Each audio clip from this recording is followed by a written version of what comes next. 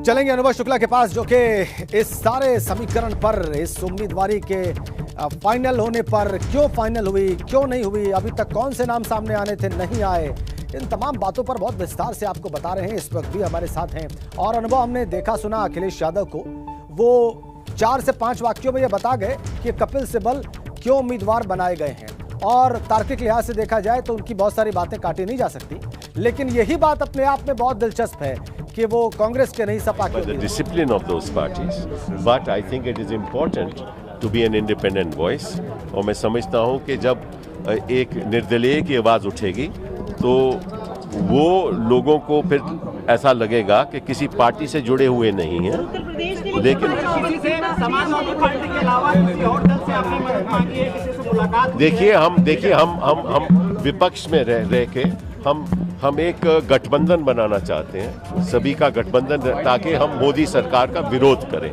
हम चाहते हैं कि 2024 में एक ऐसा माहौल बने हिंदुस्तान में कि मोदी सरकार की जो खामियां हैं वो जनता तक पहुंचाई जाएं, और हम इसका प्रयास करेंगे। मैं खुद इसमें अपना इसका प्रयास करूंगा। मैंने दे दिया है 16 मई को मैंने कांग्रेस पार्टी से त्याग पत्र दे दिया है। 16 मई को मैंने त्याग पत्र दे दिया।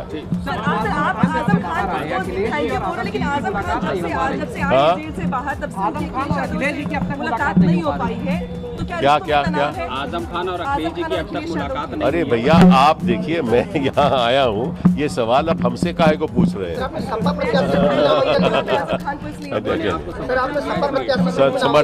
समर्थन सभी ने मुझको दिया है। सारी उत्तर प्रदेश में जो यहाँ दल है उसमें समर्थन मुझे मिला है। उत्तर प्रदेश की कितनी आवाज हम कह सकते हैं राज्यसभा में? देखिए, आपको मालूम है कि मेरी राज्यसभा में आवाज उठती थी, तभी भी मैं उत्तर प्रदेश का प्रत्याशी था, पिछली बार भी उत्तर प्रदेश का प्रत्याशी था।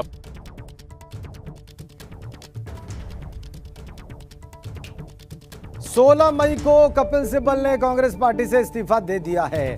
तकरीबन 10 दिनों पहले ये बात आज साफ कर रहे हैं कपिल सिब्बल, और वो बता रहे हैं कि जब एक निर्दलीय की आवाज उठेगी राज्यसभा में और विरोध में उठेगी तो उसके ज्यादा मायने होंगे।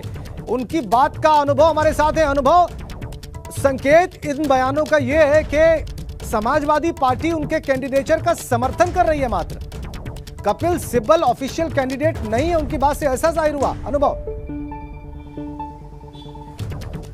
देखिए, बिल्कुल जो बात, चूंकि आपने कपिल सिब्बल की बात पहले दिखा दी, वो बात मैं बताने वाला था अपने दर्शकों को कि कपिल सिब्बल ने तकरीबन हफ्ता भर पहले सोनिया गांधी से वो मिले और अपना इस्तीफा टेंडर किया, अपना इस्तीफा सौंप दिया था। अब वो कांग्रेस के सदस्य नहीं है, अब वो समाजवादी पार्टी के सदस्य हैं, और समाजवादी पार्टी के उम्मीदवार के रूप में ही वो राज्यसभा जा रहे हैं। 2016 में जब गए थे तब सपा ने मदद की थी, लेकिन आप देखिए विधान परिषद की अगर हम बात करें, जब वो गए थे वहां, जब उन्होंने नॉमिनेशन फाइल किया था, उस वक्त की मैं बात बता रहा हूँ, विधानसभा किसी टंडन हॉल की, तब वो कांग्रेस के राज्यसभा के सदस्य थे, और हर जगह डॉक्यूमेंट में वो कांग्रेस के ही राज्यसभा के सदस्य रहे हैं जी। और अब वो समाजवादी पार्टी के राज्यसभा सदस्य अनुभव कांग्रेस का अभी वो कह रहे थे। अनुभव मुझे लगता है कि जो उन्होंने बयान दिया, अभी हमारे दर्शकों को हम फिर से सुनवाएंगे और पूरा बयान सुनवाएंगे जो अभी उन्होंने नॉमिनेशन फाइल करने के बाद दिया है। लेकिन एक बात अंडरलाइन करनी बहुत जरूरी है, और वो समझ लेनी भी बहुत जरूरी है अनुभव, कि वो बार बार इंडिपेंडेंट यानी निर्दलीय उम्मीदवार की बात कर रहे थे या निर्दलीय सांसद की बात कर रहे थे, और ये कह रहे थे कि जब एक निर्दलीय आवाज उठाएगा तो उसके ज्यादा मायने होंगे, और उनकी राजनीति अभी भी मोदी विरोध की ही होगी, यानी मोदी सरकार के विरोध में ही बात करेंगे। ये देखिए तस्वीरें, ये नॉमिनेशन पेपर्स दाखिल करने की, और इसके ठीक बाद मीडिया से बात की है। और आप देख सकते हैं इसमें कपिल सिब्बल को, अखिलेश यादव को, प्रोफेसर राम गोपाल यादव को, इसके तत्काल बाद उन्होंने मीडिया से बात की है और कहा है कि 16 मई को उन्होंने अपना इस्तीफा दे दिया था कांग्रेस पार्टी से, अब वो कांग्रेस के सदस्य नहीं हैं। एक बात तो बहुत साफ है, लेकिन क्या वो समाजवादी पार्टी के उम्मीदवार के तौर पर नामांकन दाखिल करने पहुंचे थे? अब ये सवाल है अनुभव, ये सवाल है। हम चाहेंगे कि पूरा बयान जो अभी उन्होंने मीडिया को दिया है वो फिर से दिखाएं हम दर्शकों को, ताकि इस बात को स्पष्ट रूप से समझा जा सके। कपिल सिब्बल ने इस नॉमिनेशन को दाखिल करने के बाद मीडिया से बात की है, और वो पूरा बयान हम एक बार फिर से दर्शकों के सामने रखना चाहेंगे। लेकिन आप तस्वीरें देख लीजिए, कपिल सिब्बल, अखिलेश यादव, प्रोफेसर रामगोपाल यादव,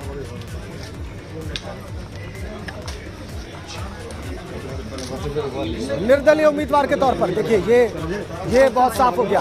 अनुभव अपने दर्शकों के लिए हम साफ करना चाहेंगे। कपिल सिब्बल ने निर्दलीय उम्मीदवारी दाखिल की है, यहां पर निर्दलीय उम्मीदवार के तौर पर उन्होंने नामांकन दाखिल किया है। समाजवादी पार्टी ने सपोर्ट किया है, वो समाजवादी पार्टी के कैंडिडेट नहीं है, समाजवादी पार्टी का समर्थन है। अनुभव,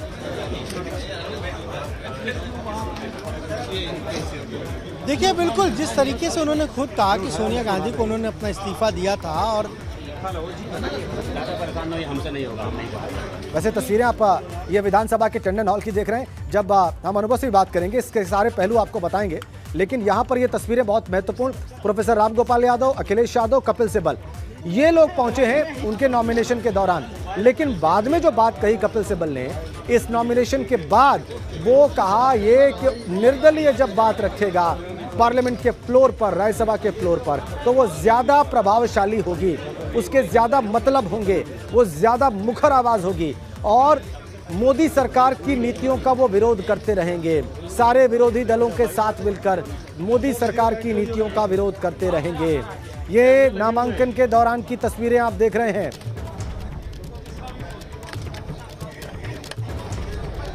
शैलेश अरोड़ा हमारे साथ जुड़ गए विधानसभा भवन से। ये सारी प्रोसीडिंग्स उनके सामने हुई, ये नॉमिनेशन उनके सामने दाखिल हुआ। शैलेश, आपने जो देखा और कपिल सिब्बल ने जो कहा और जो वहां पर हुआ, हमारे दर्शकों को बताएं।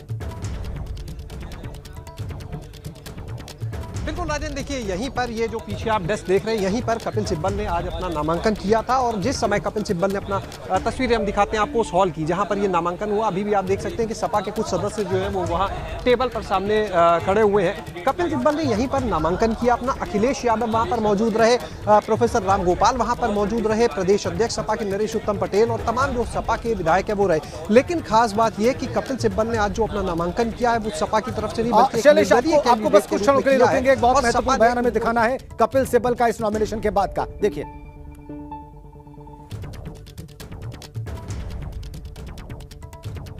हम विपक्ष में रह के हम एक गठबंधन बनाना चाहते हैं, सभी का गठबंधन, ताकि हम मोदी सरकार का विरोध करें। हम चाहते हैं कि 2024 में एक ऐसा माहौल बने हिंदुस्तान में कि मोदी सरकार की जो खामियां हैं वो जनता तक पहुंचाई जाएं और हम इसका प्रयास करेंगे। मैं खुद इसमें अपना इसका प्रयास करूंगा। मैंने दे दिया है 16 मई को मैंने कांग्रेस पार्टी से त्याग पत्र दे दिया है। समर्थन सभी ने मुझको दिया है, सारे उत्तर प्रदेश में जो यहाँ दल है उसमें समर्थन मुझे मिला है। ये बयान था कपिल सिब्बल का, ये बयान था और इस नामांकन के बाद का बयान था। अब शैलेश अरोड़ा से जान लेते हैं, हमारे संवाददाता से, कि क्या शैलेश निर्दलीय उम्मीदवार के तौर पर है कपिल सिब्बल, जिन्हें समाजवादी पार्टी का सपोर्ट हासिल है प्रमुख तौर पर, या वो ऑफिशियल कैंडिडेट हैं सपा के? देखिए, निर्दलीय कैंडिडेट के तौर पर हैं कपिल सिब्बल, उन्होंने खुद इसकी पुष्टि कर दी है और समाजवादी पार्टी ने उनको समर्थन दिया है। यानी पूरी तरह से जो सदस्य हैं वो सारे सपा के हैं, लेकिन समर्थन सपा ने दिया है कपिल सिब्बल को राज्यसभा भेजने के लिए, लेकिन वो सपा के कैंडिडेट नहीं है, ये उन्होंने क्लियर कर दिया। जब एमपी गंगा ने उनसे सवाल किया कि अब आप कब सपा ज्वाइन करेंगे, क्योंकि जब सपा ने पूरा आपको समर्थन दे दिया, आपको राज्यसभा भेज रही, तो ऐसे में निर्दलीय है, आगे क्यों नहीं, तो उन्होंने कहा कि उसके बारे में बात की जाएगी। अगर हम के रूप में रहते हैं तो ज़्यादा अच्छे से अपनी चीज़ों को रख पाएंगे। और उन्होंने कहा कि इस समय उत्तर प्रदेश में सभी का, उत्तर प्रदेश की बात करें या देश की बात करें, क्योंकि आगे 24 का चुनाव है, तो उन्होंने कहा कि एक ऐसा प्रमुख दल जो भाजपा के खिलाफ खड़ा हो, जो यहाँ पर नीतियाँ चल रही सरकार की उनके खिलाफ खड़ा हो, इसलिए सभी दलों को एकजुट होना होगा। उन्होंने बात कही, उन्होंने कहा एक अलग इस तरह से पूरी तैयारी कर रहे हैं। और जहाँ तक बात रही कांग्रेस की, तो उनसे जब ये कहा गया कि आप कांग्रेस में वरिष्ठ नेता रहे, तो उन्होंने साफ कहा कि बिल्कुल सही, हम रहे हैं, लेकिन अब हम कांग्रेस प्रदेश के नहीं है,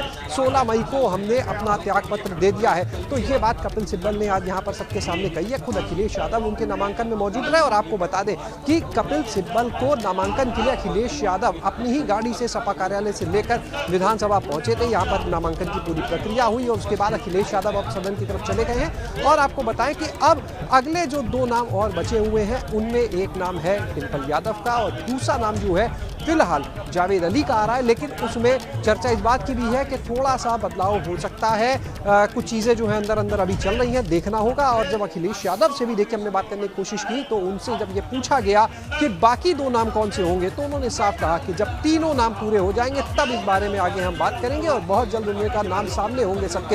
एक नाम कपिल सिब्बल का जो लगातार देखिए एबीपी गंगा पहले ही बता रहा था कि कपिल सिब्बल को सपा भेजेगी, तो यहाँ पर उनको भेज दिया है। और जब देखिए कपिल सिब्बल से एक सवाल ये भी किया गया कि अभी तक एक तरफ वो बोल रहे हैं कि सभी दल जो हैं वो जो भाजपा के खिलाफ हैं वो एकजुट हो, दूसरी तरफ जब उनसे ये सवाल हुआ कि अखिलेश यादव और आजम खान ही एकजुट अभी नहीं दिख रहे हैं तो उन्होंने कहा ये उनका मामला है, इस पर उनसे सवाल लिया जाए। देखिए आजम खान को अगर बात की जाए जेल से बाहर लाने में, सलाखों से बाहर लाने में, तो कपिल सिब्बल की सबसे अहम भूमिका रही है। उन्होंने जिस तरह केस की पैरवी की उससे आजम खान को राहत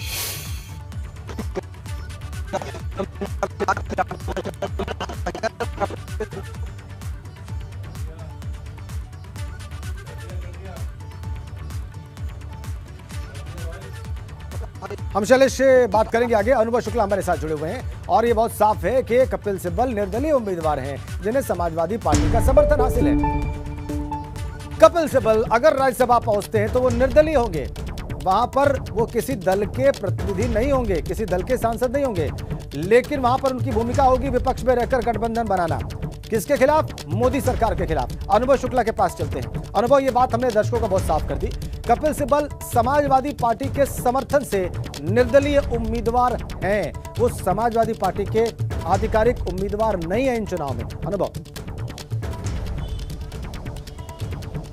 देखिए अब ये तो उनके जो नामांकन पत्र उन्होंने दाखिल किया उस पर क्या लिखा है, या तो वो किसी पार्टी के उम्मीदवार होंगे या फिर निर्दलीय उम्मीदवार होंगे। तो अब ये देखना पड़ेगा अभी जब 3 बजे के बाद वो पेपर अपलोड होंगे कि उन्होंने निर्दलीय लिखा है या सपा उम्मीदवार लिखा है। देखिए दोनों में अंतर है। सपा के लोग ठीक है, निर्दलीय को तो कोई भी, हमने यही बात बताई कि 10 विधायक चाहिए प्रस्तावक के तौर पर, कोई निर्दलीय जाकर वो 10 विधायकों को ले जाए, प्रस्तावक बनाए, उसका पर्चा जमा हो जाएगा। पर जब फॉर्म भरा जाता है उसमें लिखा जाता है कि ये किसके उम्मीदवार हैं, किसी पार्टी के उम्मीदवार हैं या नहीं है। अगर नहीं है तो फिर निर्दलीय उम्मीदवार हैं। अब वो ये कहते रहे कि वो निर्दलीय उम्मीदवार हैं, तो क्या समाजवादी पार्टी ने अपनी रणनीति बदली है क्या? ये भी एक महत्वपूर्ण है। उनके पास 3 सदस्यों को जिताने के लिए तो नंबर है, 11 सदस्य और बच रहे हैं। तो क्या ये तो नहीं कहा कपिल सिब्बल को कि साहब हमारे जो 11 लोग बचेंगे वो प्रेफरेंशियल वोट में आपको वोट दे देंगे, बाकी 20 वोट का जुगाड़ आप कर लीजिए? बिल्कुल, ये आपने बहुत ही महत्वपूर्ण सवाल उठाया है। अब ये काफी महत्वपूर्ण अनुभव, अभी आपने बहुत जरूरी सवाल उठाया है, इस पर हम बात करेंगे, महत्वपूर्ण बात। लेकिन कपिल सिब्बल ने जो कहा, एक बार फिर से आपको दिखाते हैं, कपिल सिब्बल की बात दिखाते हैं। Wish to convey my gratitude to Azam Khan for the support that he has given me, not just now but over several years. I am happy that I will be a member of the Rajya Sabha once the nomination form is cleared and the scrutiny is done as an independent member. I have always wanted to be an independent voice in this country, and I'm glad that Akhilesh ji understands why that is so. I think that we are all constrained by the fact that we are members of political parties and we have to therefore abide by the discipline of those parties. But I think it is important to be an independent voice. और मैं समझता हूँ कि जब एक निर्दलीय की आवाज़ उठेगी तो